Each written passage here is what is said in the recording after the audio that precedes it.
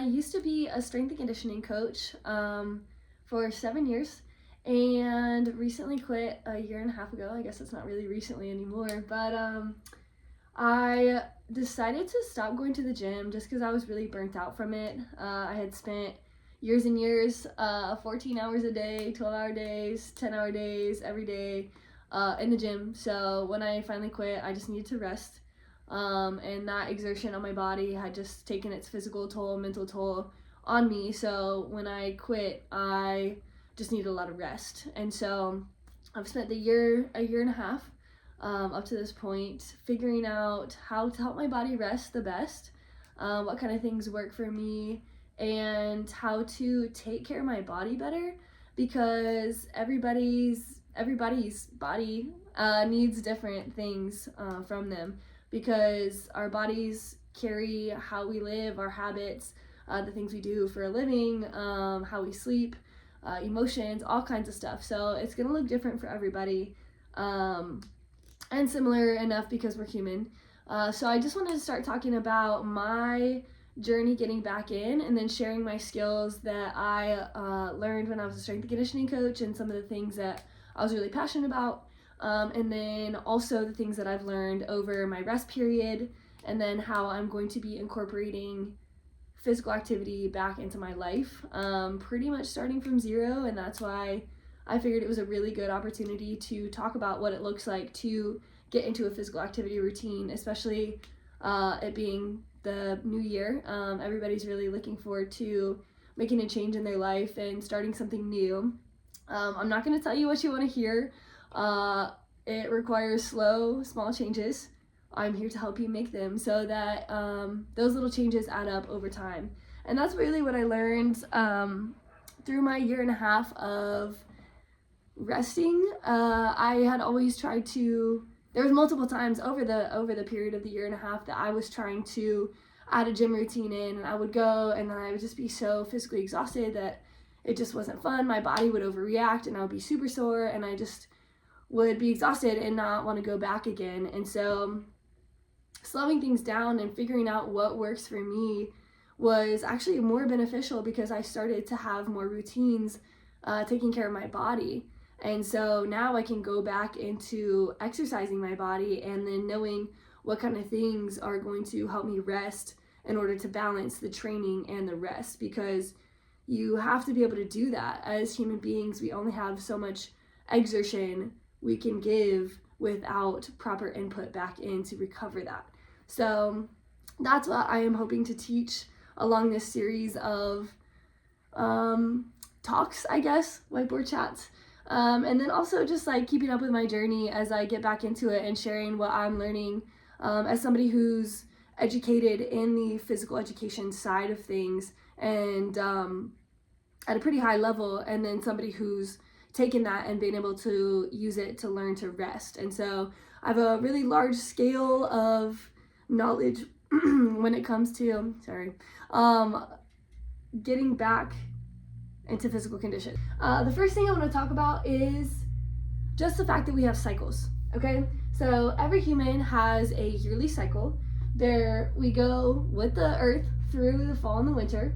So right now we're experiencing winter, right? So low energy, typically have low energy. Animals hibernate, so they spend a lot of time sleeping, not eating a whole lot, hiding, being comfy, being cozy, being warm, being inside. Sorry, I'm coming out the flu and this business. So then it's also a time for editing out. So we're shaving down things. We have low energy, so we have to prioritize the things that are important to us as we're moving forward, because like a money budget, we also have an energy budget. So you can only extend, like say you have a $10 energy today, you can only extend $10 over your activities, period. You know, so if you have things in your life that drain your energy and charge you $2 for your energy, and you participate in it, it's something that you have to, going to work. You have to go to work, you don't really like your job, that's gonna take away energy, it's gonna charge you. So even something like that, or talking to somebody that you don't have a good relationship with, or let's see what else. There's all kinds of things that can drain your energy. It just depends on the person you are, some of the things that you do, whatever. So pay attention to those things because they charge your energy overall. And we also have to be able to reboot that $10 by the end of the day, or else we start going into debt in our energy. And that's when we start to get things like the flu, because I had overextended myself and got put around the virus, and then overextended myself more, going fishing, spending a long day, doing that, doing whatever. I took my energy down so that my immune system didn't have anything to fight with, and here I am sick. So it's very focused on rest and recovery, trying to make sure that what we're putting our energy to is priority options, and then once we get to the spring and the summer, that's when we're definitely more high energy. We need to add things to our life to grow. We need to experience things. And even like with my work and things like that, is I've been doing a lot of internal planning, figuring out some of the things that I really, really want to do so I can put it out into the world when my energy is high, and then when things are like very external. Go hydrate. Oh, that made it worse, bro. What? Okay, so then we come down here, and it's a little bit, so it goes like this. And so we have so many different, like a couple different cycles that we have to work with. So the big ones are the annual. Women have monthly cycles, menstrual cycle. I am gonna do a whole separate video on that one, because it is really important in women's training. And but I don't want to breeze over it right now, but it goes very similar. It's like a mini yearly cycle. So we go through a week of fall, a week of winter, a week of spring, and a week of summer, every month. And so we have these dips of energy, and peaks of energy that allow us to do certain activities. So that's something to keep in mind on a monthly basis as you track your cycle, but I'm going to do a whole video on that one. And then all humans have daily cycles. So our circadian rhythm, our sleep-wake cycles, everybody is going to have, I think there's like one of 4. I will also have to look into that one, and I'll put it right there.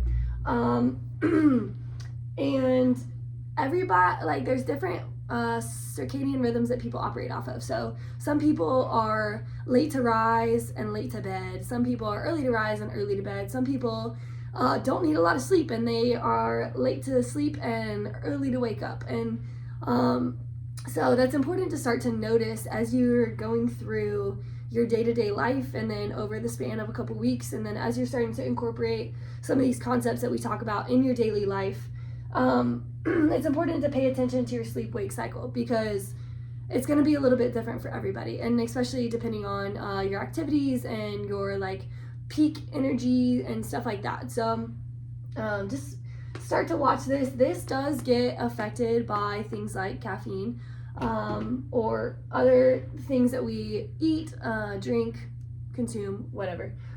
So that's also something to keep in mind, because when you drink coffee, that's going to affect it, right? So caffeine makes you go like this.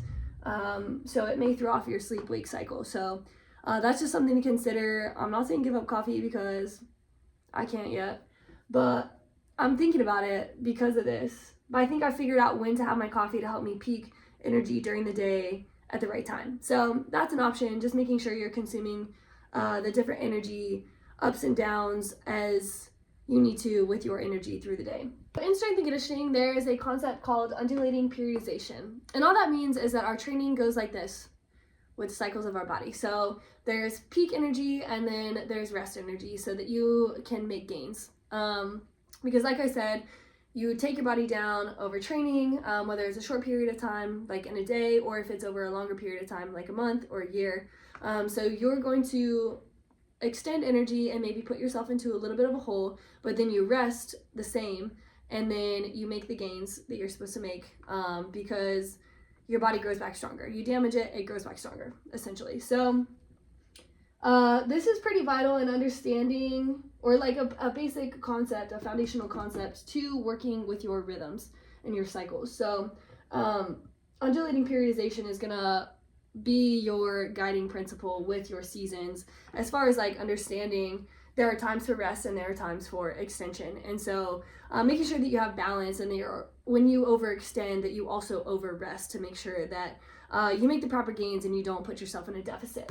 2 things that I want you to take away, and then we have our final step of what to do. Train what you can recover, okay? All about balance. If you take, you gotta give, okay? Pay attention to the daily tasks that drain and energize you. So some things like going for a walk are gonna give you energy. You're out in nature, you're clearing your head, you're getting your blood moving. That's gonna be plus $2, okay? There's gonna be some things like you run into your ex and that's gonna be minus $3, okay? Well, damn. Now I'm gonna have to make that up, and so I'm gonna have to go do $2 activities or $3 activity or whatever. So I'm gonna have to balance that out. So making sure that you start paying attention to what kind of things drain you and add energy. And then the second thing is make comfy changes. So doing the whole overhaul and push and be uncomfortable, yeah, there's a time and place for that. But if you want to make sustainable changes, they come in slow doses. So find something that's comfortable for you to move into and to do, and that fits with your schedule, that fits with your environment, because some people just aren't able to make big changes because the environment they are in is not conducive to that. So find something that works for you, that you can accomplish, that's simple enough, a bite-sized task. For example, for me, the first thing that I started to do to get back into physical activity and to try to find a routine of recovery was to wake up in the morning and roll out and stretch. And every morning I was like, okay, there's enough motivation to it. I know that I feel better when I make myself do it. Okay, so I have 2 days of making myself do it, but then I start to notice how it affects me. Wow, I have so much more energy going into the day. I feel like I'm awake. My body feels good. I feel like I'm not stiff, even after I sit for a little bit. And so then when I realized how important it was for me to be participating in that behavior, I started to make a habit. And so every morning when I got out of bed, in my head, subconsciously, I was ready to go and roll out and stretch. And so that became my morning routine without me even having to think about it. But I was like 10 minutes, that's all it needs to be. 10 minutes, I can give 10 minutes. And then sometimes it took a little bit longer and I would take my time and enjoy it a little bit more. And sometimes it was just a to-do list. And I'm like, you know what? I rolled, I stretched, basic, but at least it's in my head. And so comfy changes like that, instead of me being like, okay, I need to go to a yoga studio and start a yoga practice and I really need to recover. Sometimes that's not what you need. So make comfy changes. And then our step for this week is going to be paying attention to you. Pay attention to you. Pay attention to what drains you, what energizes you. Pay attention to when you have energy, when you want to go to sleep, when you wake up naturally. It's gonna take a little bit to really learn that, but as you start to pay attention and as we start to add things in, I think it'll be a really good way to help you learn about your body. And then as we progress through this journey together, we can figure out what really works for our individual bodies. Because what works for me may not work for you, but at least me talking about it, and I have a wide range of experiences and worked with a lot of athletes and adult individuals and children and all kinds of people. I have a lot of experiences in here to understand and help other people find solutions for their individual situations. So, step number 1, pay attention to your body. Coming next, in the next couple weeks, you'll have more assignments. The first one is adding a morning routine. So I'm going to take you through the morning routine that I added. I'm going to show you how to do soft tissue, which is foam rolling, using a tennis ball or a lacrosse ball. If you don't have any of those things, let me know. I'll find something, okay? And then also my stretching, and then just kind of what breathing I use. And the second or the third week is going to be adding an evening routine, okay? So what I do in the evenings, my wind down routine, and then next is going to be, I can't read it. Oh, working with your menstrual cycle. Okay, so this one, I know that the menstrual cycle is female specific, but all of you have women in your life that you love and want to support. So I suggest that men, women, everybody watches it, because it's important to understand the women that you work with, and this is an extra layer of complication that we have to consider, you know? And that is something that can add energy or drain energy, and sometimes it's one, sometimes it's the other. And so being able to understand your a female that you love, watch it. Okay. Next one is going to be alternative activity options. Okay, so you don't have to go to the gym to be physically active. You don't have to go to the gym to feel good. So I'm going to tell you what your options are. I will be mostly using the gym because I have a free membership through my health insurance. So make sure you guys look at your health insurance and see if you have a free gym membership option, because clutch. Okay, and then the last one I have planned right now is building your own personalized workout. So I'm going to take you through every step to be able to figure out your needs analysis and creating the program or workouts that work for you, making sure that your goals are accomplished, and that when you go to the gym or when you go to do your physical activity that you feel good and you enjoy it. So that is the goal. Keep up. I'll be posting next week. I guess, what day is it? Wednesday? I'll post next Wednesday, okay? And then we will get fit together. Peace. I forgot to say one thing. Make sure you comment questions, suggestions. I want to celebrate your wins and your losses. I want to celebrate when you find out stuff that works, that doesn't work, when you're excited about something you accomplished.